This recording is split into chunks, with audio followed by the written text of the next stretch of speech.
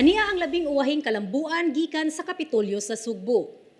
Hinay-hinay na nga musuplay pagbalik ang Sugbo og buhing baboy sa laing mga lalawigan.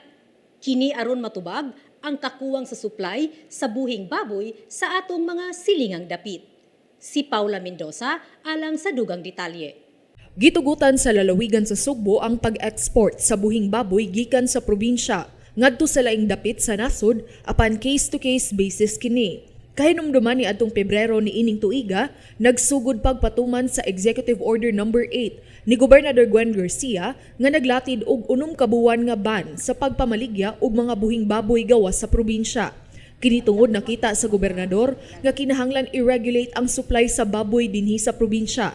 Ilabi na dihang nagkasaka na ang presyo niini dinhi. Karong hapit na mapupos ang maong ban ug tungod sa pipila ka hangyo sa ubang mga hog raisers nga sobra na kadaghan ang ilang buhing baboy ug kinahanglan nila kini i-ship out aron dili maghuot sa ilang farm. Gitugutan kini ni Garcia depende sa gidaghanon ug sa sitwasyon sa hog raiser. Kasamtangang nagpahigayon og inventory ang Central Visayas Pork Producers Cooperative, CONCIVIPCO, sa ilang mga buhing baboy nga kinahanglan nila i-ship out. Apan mato ni Garcia nga wala kini nagpasabot nga gilibkas na niya ang ban kay kinahanglan gihapon protektahan ang industriya sa baboy sa lalawigan sa Sugbo. Nga hangtod karon nagpabiling African swine fever kon ASF free.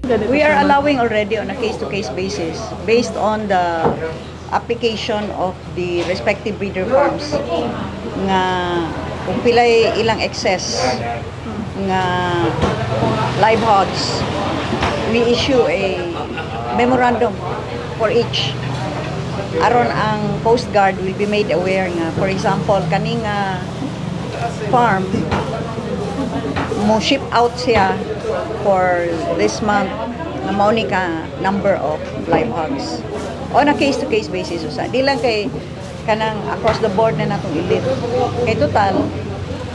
So, kinahanglan ta mo balanse og maayo kay di po ta gusto nga mobalik atong sa una bitaw nga misaka na hinuong maayo ang presyo sa baboy tungod kay gipamalit na didto na tanan gipada sa Manila. Paula Mendoza, Balita sa Sugbo. Maukadto ang labing uwahing kalambuan gikan sa Kapitolyo sa Sugbo.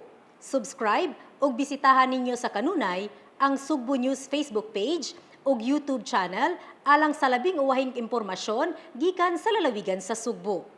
Ako si Katrina Kovalik, maayong gabi.